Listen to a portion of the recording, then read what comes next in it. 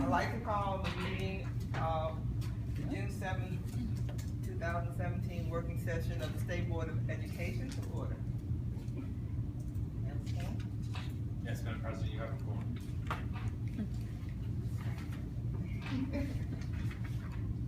So we will start with the Student Advisory Committee. Madam President, before you begin, The phone.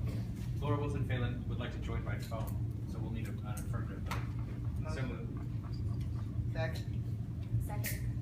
All in favor? Aye. All opposed? Thank you, Madam President. Now, welcome. Are you ready to get through? Yeah. All right, so I know a lot of you guys, but for those who don't know me, my name is Alex Dorson. I'm one of the student representatives to this board. And in addition to being a student representative, one of the other things that I do is that I run the Student Advisory Committee to this board. And so this Student Advisory Committee is just a group of students. We get together about 4 times a year, and we discuss the issues that affect us as students in the district.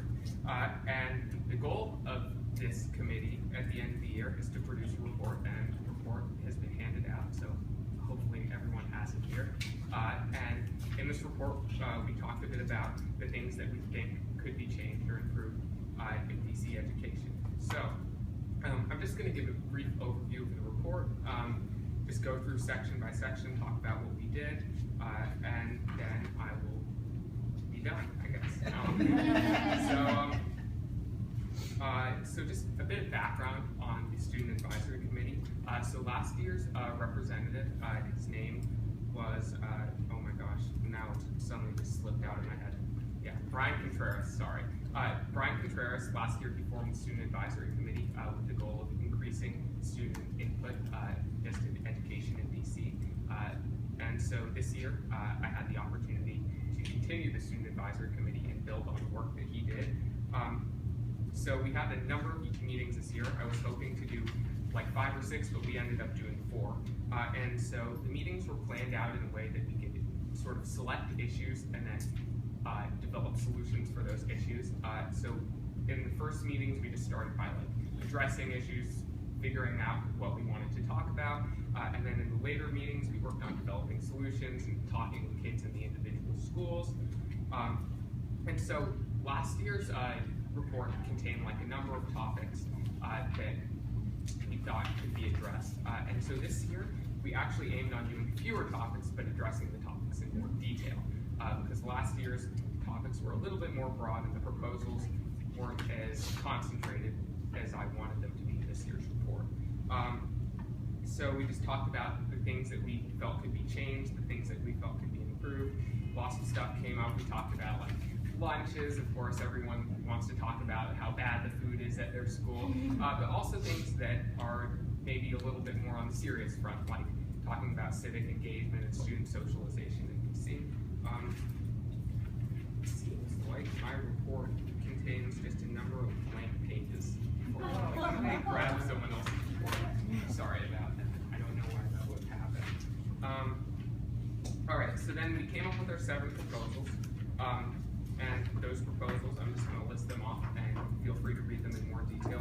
I'll actually go into them in a little bit of depth, but I don't want to have to go through every single thing because I think there's time for that later.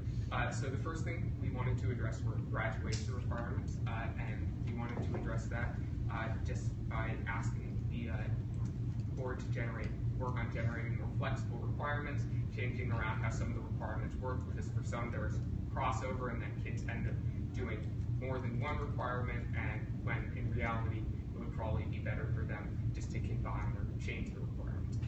Hall sweeps are not present in all DCPS and DCPCS schools, but they are present in a lot of the larger schools, and the committee found that hall sweeps often punish kids who have different circumstances or lower achieving students, and just in terms of taking them out of class for extended periods of time. And what our proposal suggests is that that system be readdressed or revamped. The next topic is humanities and civic engagement courses.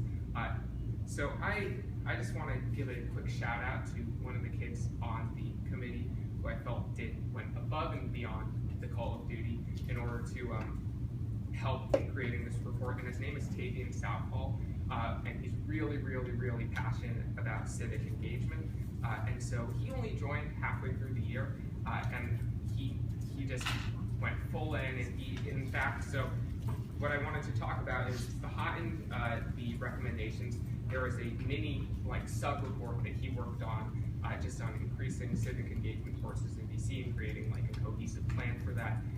And I'm incredibly grateful for his help. Without this, we wouldn't have had such a beautiful and complete report. So thanks to Tate. The next topic, number 4, is security. And security varies a lot in DCPS and DCPCS schools, so it's sort of hard to find one front to address, so we just addressed a bunch of things, especially in larger schools where we found that security doesn't often behave the way that they are supposed to or the way that they should with students. So that's one of the longest points, and I recommend that you read through all of that because I think it's really good stuff. Next, food and nutrition, just in terms of making sure that everyone has access to food, not only at lunch but throughout the day, because we recognize that a lot of the kids need food throughout the day in order to perform well in school, and just having food at lunch may not completely address that. Next, point number 6, grading systems. This was sort of multifaceted.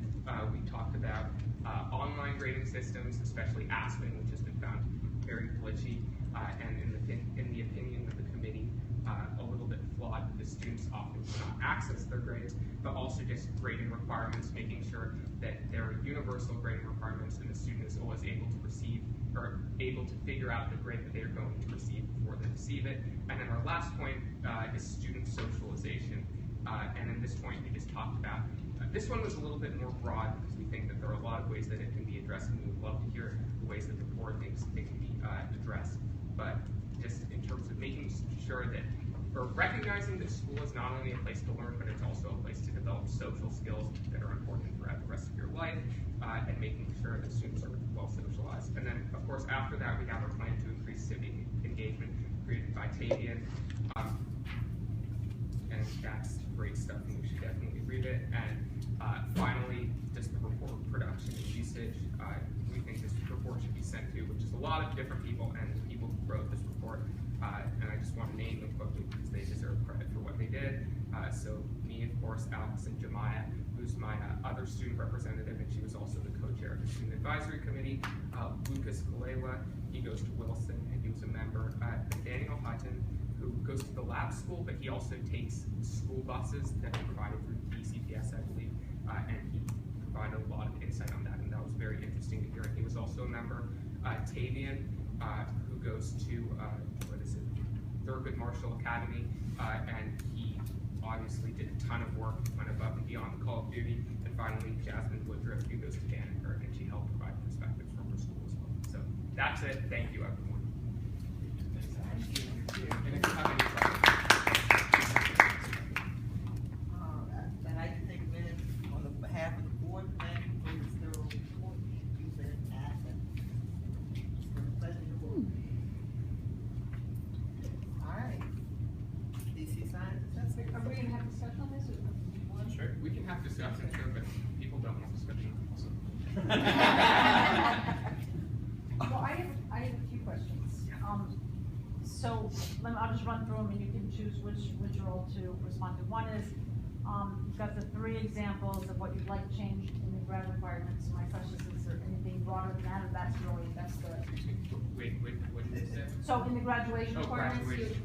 you have 3 specific things that you think should be changed, and so my question is just, is that should be changed? Are there other broader things, or these are the 3 things? I think the report is by no means all encompassing. I think that these were 3 specific things that people on the committee felt very passionate about. That said, I'm sure that, I recognize that there are a lot of things in the graduation. But those are the 3 that really came to the top.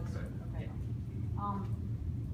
On the grading system, you don't raise this, but there's been a lot in the news recently about the grading policy within DCPS where sort of zeros get turned to 61s and that whole issue. Is that something that has come up with students at all? I don't think that's something we necessarily address within the Student Advisory Committee. Because it's DCPS, it's just a single LEA. And so, but one of the things that we did talk about was just making sure that all teachers are put in place by DCBS, because a lot of times teachers will just not follow them because there's no oversight whatsoever for that. Like, for example, one of my teachers' loss advisory, this was something that resonated throughout the committee, is that one of my teachers' loss advisory only gave us one assessment, and that's 40% of your grade. And I think there is a requirement that you have at least 4 or 5 assessments or something like that, but it was never followed up and nothing happened. That was fine, but still. And then my last question is on the Untavian's plan. Is that meant to go along with community service, or they're two separate ideas? I think they're two separate ideas. I don't think you really address community service, but it's more just about humanities. Okay. I think he notes that he wants the time spent on this stuff to count for those 100 community service hours. So I think Oh, I see, insofar as that's the that was case. the connection, okay. Mhm. Any other questions? Comments? Really great report. So, DC sign? Great. Tough act to follow. So, we're happy to be with you this afternoon to take the next step in talking about setting the performance levels for the DC Science Assessment. I believe this is the 5th time we've been able to speak with you on this issue. So we are going to be setting the stage a little bit, but acknowledging the amount of conversation we've had in the past and getting to the meat of the conversation, which is around the process and then the cut scores for the assessment itself. So a reminder of our implementation timeline. You have seen this before. But in January 2014, the board approved the Next Generation Science Standards, which led to the conversation about what does it mean to implement new standards. That has an instructional implication as well as an assessment implication. Once we implement the standards, we must then think about together how do we collectively assess. So in 2013, 14, and 15, developing that new assessment. In 2015 spring, we field tested the science assessment, so testing the test.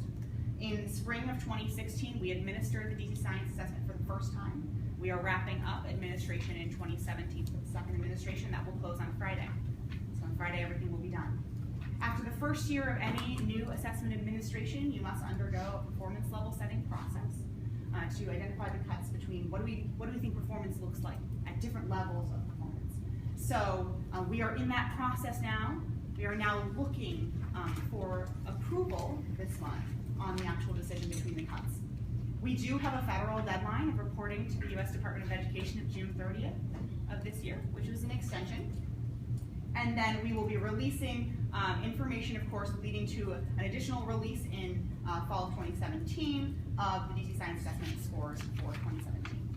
Just a note at the bottom that we are currently following the minimum requirements the U.S. Department of Education allocates for science assessment, which requires that every state, DC included, administer 1 assessment in science in grades 3 through 5, 1 in grades 6 through 8, and 1 in high school. And so the interpretation of that for DC is that we offer an assessment in 5, 8, and high school biology. So again, looking at the minimum there. So we talked a little bit about the fact that the first year was in 2015-16, but wanted to provide a little more information here. That the unique element of this assessment is that we are building to measure the multidimensionality of the Next Generation Science Standards. Last month, we talked about the different innovations in the NGSS and how that led us to this assessment design. We talked about what the design looked like, how it focused on scenario-based responses. So not individual disparate items, but instead looking at scenarios of how a scientist would respond to different types of items, real-world scenarios. So trying to the extent possible to build a connection between what is happening in the classroom and on the assessment. We also talked about how DC educators and experts were involved in the engagement of the assessment, including in our item content reviews, in our item bias and sensitivity reviews, and we talked last month about the performance level setting panels, which include educators across the district in the review of each specific performance level descriptor and the assessment and how students would fall. So this summer, schools and families will be receiving score reports for the DC Science Assessment that describe the student's overall test performance in 2 ways.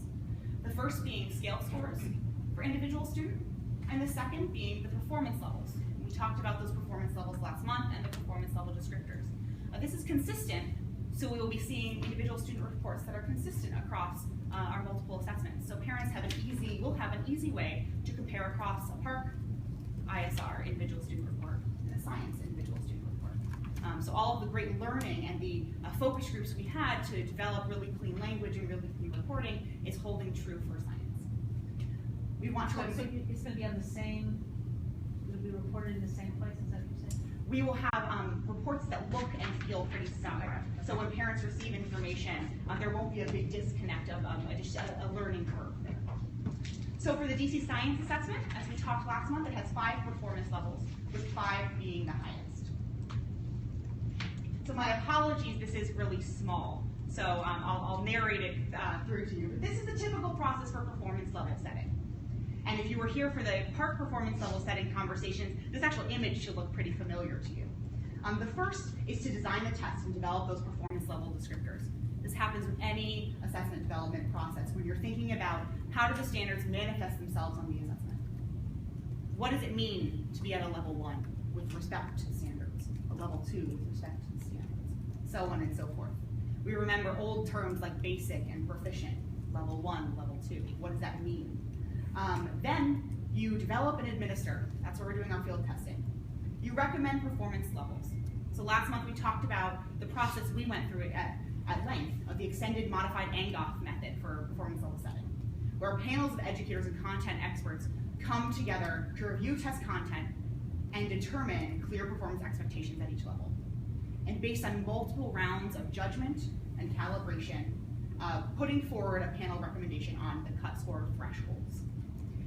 Then, in any process, the state education agency serves as a policy committee and reviews the proposed cut scores with advice from technical experts.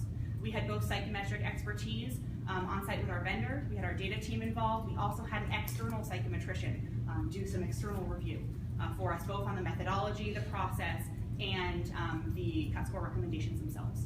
So trying to hit it at multiple levels. And now we're at the stage where we're presenting the information to you. Then results are able to be released. So, this is the process for us. I'm going to go through this a little bit quickly because we've talked a little bit about the timeline already.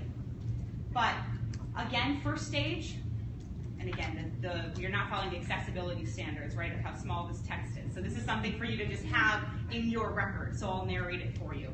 The first timeline really tells you the big buckets. But again, this first bucket, again, includes our field tests and our development. Second bucket, 2015-16, our administration the first time. This is to show you that we are following the standard protocols and processes. Winter 2017, we conducted the extended modified Angoff process of performance level setting, which was consistent with the way in which we did it for PARCC. There are a number of different methods for this type of engagement with the items and the standards. This is really the gold standard for the type of performance level setting we'd like to see. We did have our external psychometrician involved in this, as well as our vendor psychometrician in this process. April 12th through 13th, we held our 2-day panel meetings with our educators to set those cut scores. They were exhausting but incredibly interesting conversations across educators about how do the standards really work when it comes to looking at items. It was wonderful. I was there for the meeting to be on the fly on the wall to listen to those conversations between educators. The educators made recommendations, of course, for grades 5, grade 8, high school biology, different cuts between the 5 levels. In May 2017, the policy committee came to review the panel recommendations and ended up finalizing the cut scores and performance levels for this presentation. June 7th, we're here today to do the working session. June 21st, the goal is to have the public meeting to vote on the approval of the performance level cuts. Summer 2017, individual student scores for 2015-16 administration. Fall 2017, DC Science scores will be public release for 2015 and 2016-17. So, the naming process for our performance levels. If you are familiar with PARCC, they are consistent naming. So at level 1, did not meet expectations. Level 2, partially met. Level 3, approached. Level 4, met. Level 5, exceeded.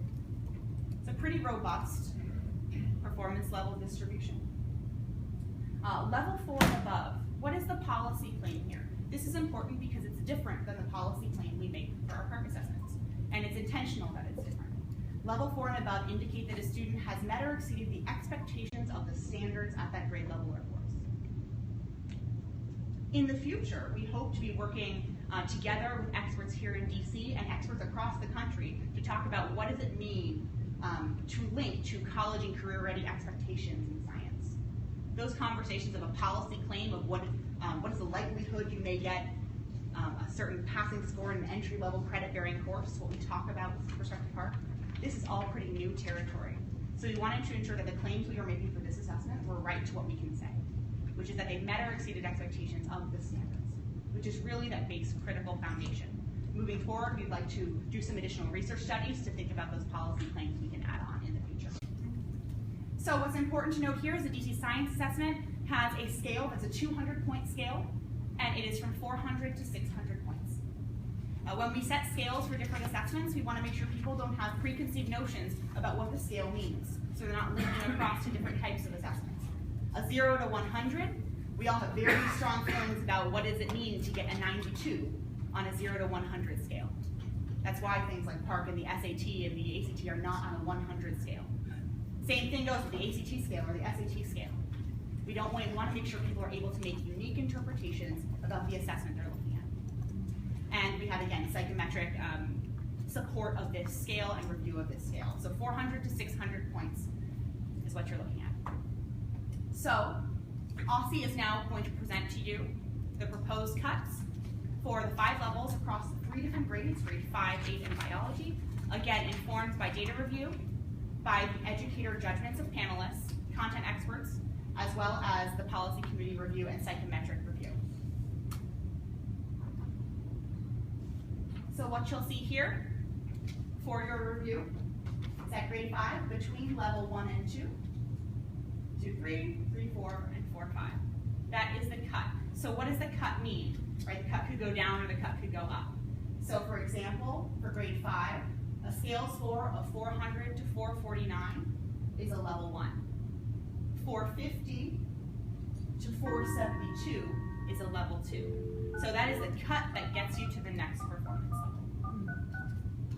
So with all of the work that went into this, this is the information we are able to present to you today to move forward for scoring of the 2015-16 DC Science Assessment.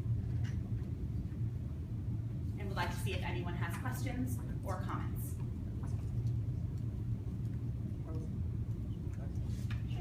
Sure. I figured you might have some questions. It actually just goes, it's actually administrative, which is, so people are gonna get their scores soon, but they won't have the cut score, They will. They will, so it's all gonna happen very quickly. Yes. Okay, and so they're gonna get them in the summer or something? Yep. And so for 2016-17, they'll receive it in the fall, and then every year we hope to kick that back so it gets closer and closer to administration.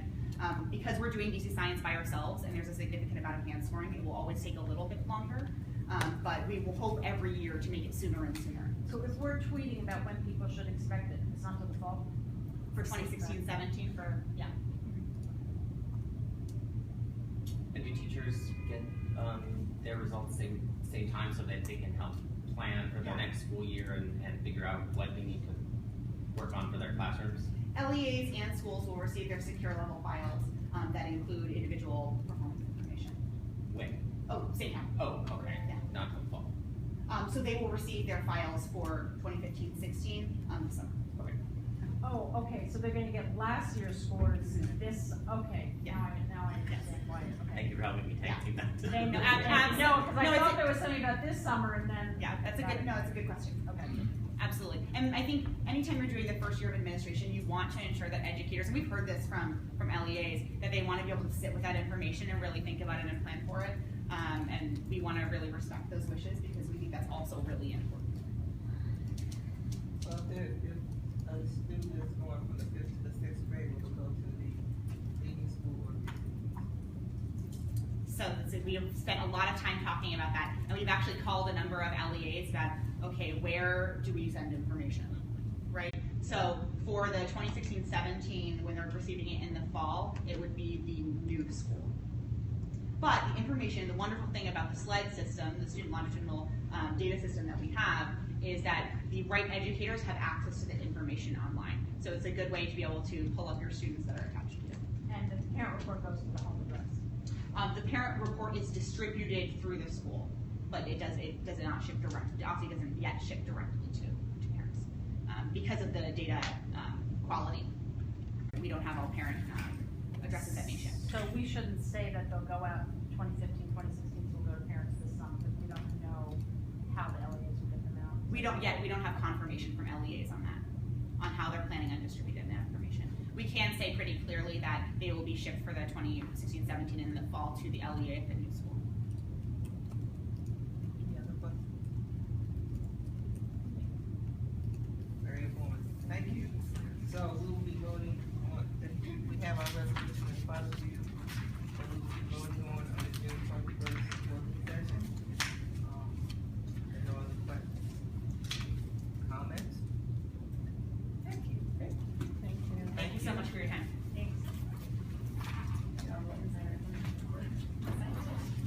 Okay, so, committee report, so we're gonna start with the ESSA committee. So Laura, I'm not sure how long you can actually stay on the call. Yeah, can you start with me, please? Yes. Great. Hi, everybody. So as you likely saw, we released the application yesterday due to a really big team effort. And so far, I don't know, Maria, how many applications are there now? So, Oh, wow. That's It's a fine. lot. yeah.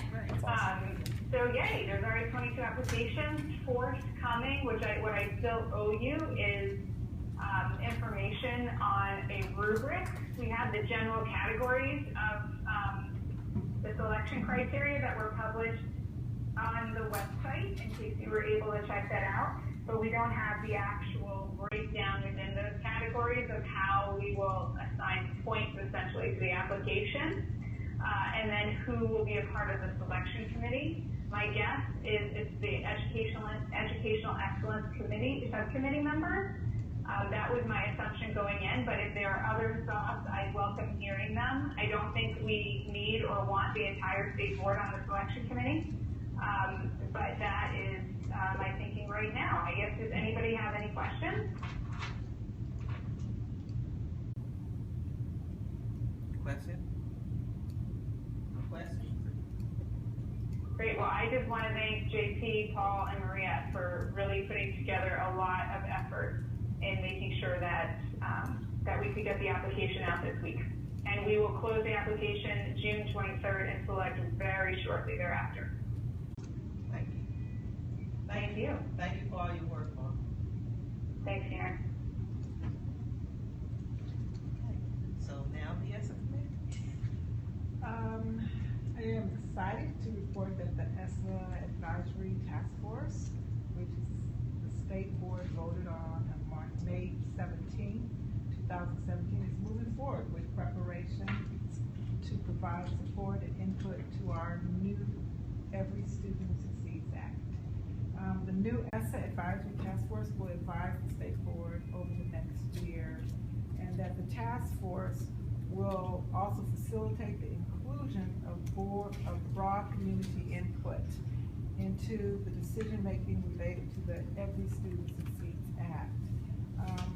With the creation of the task force, we will conduct community roundtables and focus groups to gather input on ESSA's accountability plan measures, including science and school climate, in which today was a perfect example of why it's so important that we have a awesome, great working relationship with OSSI. And we will also be looking at the school report cards, and so that we understand that it's very essential that DCPS and DC Public Charter School are the stakeholders, and that we're all working together, including OSSI as a key player with us involved in this. Any information that is gathered will always be reported back to the State Board of Education, and the State Board of Education will make the recommendations to OSSI as they see fit. The current plan is for the task force to consist of 4 State Board of Education representatives and a variety of participants, including DC Public Schools and as well as DC Public Charter Schools, students and teachers. And we want to make sure that our board has parent representatives as well as community representatives. And of course, the Office of State Superintendent of Education will be on board, as well as our president, to ensure the success of the launch. Right now, we don't have a launch date, but we're moving in that direction. And I would like to thank President Williams and Superintendent King for their continued support with this project. Thank you. I think we need to, that we're trying to institutionalize our work by making our task force adhere to similar rules and to, how do we put it, to have it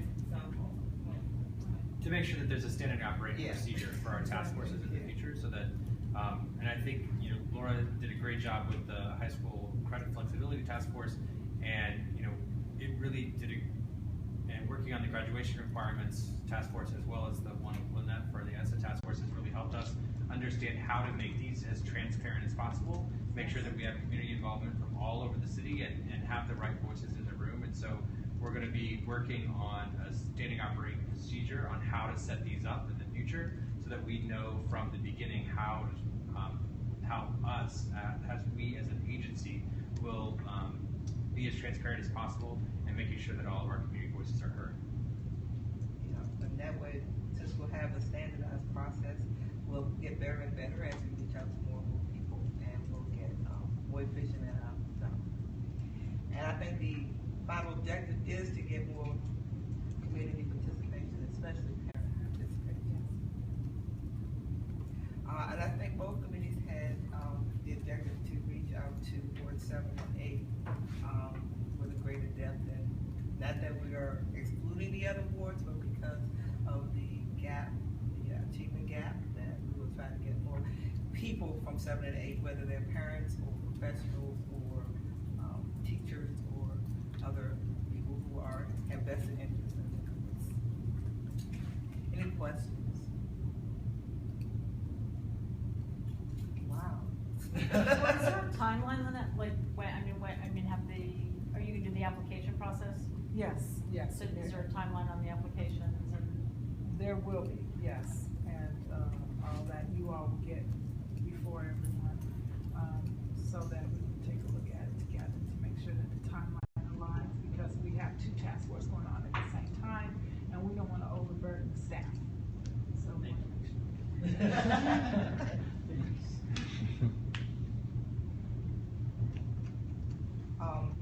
This one thing I want to share, at our last meeting with the superintendent,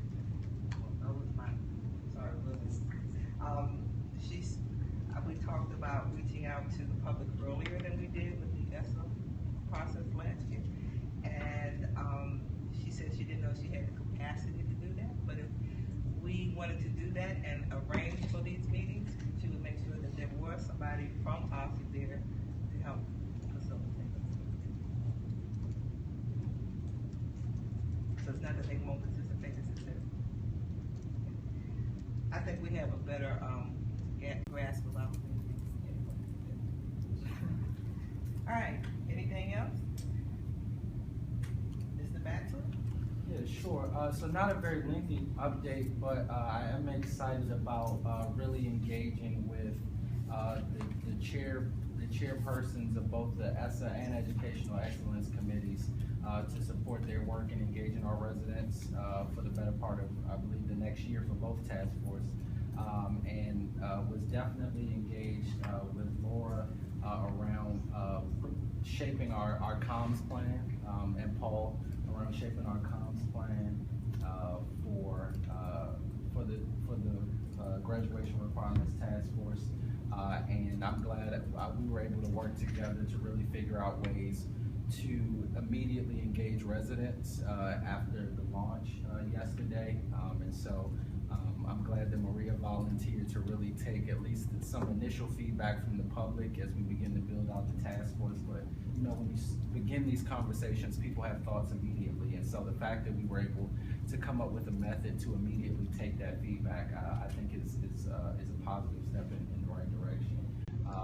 so I'll continue as the co-chair of the task force to work with Paul and Maria and the rest of the team, John Paul and the rest of the team, to really figure out how we ramp up that engagement, even as the task force is kind of meeting on its own, but how we continually keep residents engaged. And I was excited even to get a bunch of comments yesterday from residents of Ward 8 who said that they were interested and were applying, and I got a couple people who said that they had already applied, and so I'm really encouraged by that work, and so hopefully we can ramp that up. Someone to comment, and obviously and hopefully engaging Dr. Woodruff very soon once that timetable comes together on how we do that work with the asset task force as well. And you've got applications from 7 out of 8 wards so far, which is pretty cool. Wow. Oh, Awesome. wow. Awesome. Great. Well, that was the end of my update. I have a question. So if we want to promote it, so there's a tweet out that would let people access the press release Right. and the application. Yeah, all of that's on the Grad Rex page on our Okay.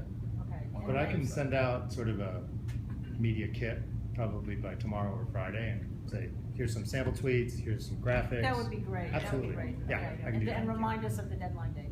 Yep, we'll do. That would be terrific. And then you were saying that there's an opportunity for people to give initial feedback Yeah. on that, and that's through email? Yes, so currently all of that feedback will be filtered through, we're encouraging folks to email Maria. So will that also be in the? Yeah. Okay, Yep. just so it's like all in one. Yeah, Great. and then I think we're also doing some ongoing work on how we build kind of a feedback channel through our website, but for the time being, Maria's gonna collect that feedback. It's been very manageable so far. Okay, great, thank you. Administrator? Yes. So Joe is unable to be here tonight, we had another meeting, but I will be meeting with him tomorrow to discuss administrative items as well as the fiscal year 18 acquisition planning. So Joanna, Faith, and I, with Joe and Ken, will be meeting on Monday. We were informed yesterday that we have a new deadline for FY18 acquisition planning, and it is in 2 weeks. Apparently all other agencies were notified of this in April, and we were left off the list again. So Have we asked for an extension? I mean, they didn't give us any time. no extensions will be granted, apparently, from the Office of Contracting and Procurement. So Jamika and I Given no attended. information. I know. Jamika and I attended a training yesterday, and they were very clear that no extensions will be granted And they also want to get it out prior to the council going to recess. on recess. So that's part of the There are rush. reasons why extensions will not be granted. So I want to thank Joanna and Faith for working with us quickly to get this acquisition planning done, and we will be doing that on Monday morning, and hopefully be able to present it further past that. It should be noted that this is not budgeting. This is what we think we are going to spend in FY18 on the various things that we spend. So supplies, conferences, travel. So it's what the board has already approved. It's just the coding really that is going on. So the board, this is not something that the board will need to approve again, but it will be available, of course, for board members to review once it is completed. There are two other things. Sorry. No. Take one. There are two other little options or things that I wanted to speak of in my report. The first is that we have closed the application process for our student representatives for the next school year. We received 22 applications, which is far more than we have ever received that I know of before, which is very, very exciting. And thank you very much to Maria and Paul, who did drive around the city and On a broken ankle. and distributed materials to schools across the city, which I really, really appreciate. Thank you. For doing that. Thank you. We had fun. Yeah, it was fun. Yeah. So we are in the process of doing a staff review of the applications. We will be sending our recommendations to the board for consideration with a certain number. I think we're going to recommend 5 nominees, and then the board will select 2 from that number, or from the full 22 really. But we will be sending all of the applications for you to review, not just the 5, to make sure that it's fair. We did have applicants, I believe, from every ward in the city, which is also really exciting. So, And will the others be invited to be on the committee? Is that yes, everyone who has applied will be invited to be on the student advisory committee, which is another exciting expansion of that program as well. The other thing that I wanted to note was in an email about the meeting itself, the June 5th working session, making sure that it was okay to move, July 12th, whether we can move the July 5th working session to July 12th in recognition that July 4th is a national holiday and many people will be traveling. I plan my vacation the Opposite way. following week. We were meeting, so Sure. I won't be able to. I'm all for it. I think it was in the list of tentative dates anyway. It was in the list of tentative dates, but I wanted to confirm Yeah. that that's okay. You asked me, I said, I can't speak for the board on that. Can I make a motion? So you'll be out of town on the 5th, On the 12th. the I'll 12th, be out of town. and I'm leaving on the 9th. So maybe. So that's 3. Yeah. I will send a poll to make sure that we have a quorum on one of the 2 dates, and we'll let you know which one is approved, or which is we will actually have a quorum for. And that's all I have, Madam President. I was planning to be gone on the 5th Yeah, I was planning. because, yeah, I was taking a week off. So, But I can call in if we can get a quorum to authorize you to call in. I don't think we have a lot of, I'll send a doodle around and we'll figure out a date. Thank you. I could go doodle. Oh, I would've gotten a meeting. Yeah. Still might get the money. Might not be anybody here, but. Okay, so that's it. That's your executive director. Any other items for discussion before we adjourn the meeting? Laura, anything else? Let's just go. Thank you. May I have a motion to? Sorry, not for me. I was on mute. Sorry. I couldn't hear you. Okay. Can I have a motion to adjourn the meeting? So moved. Second. All in favor? Aye. Aye. Yes. Thanks, Laura. Have a good evening, everyone. Bye, guys.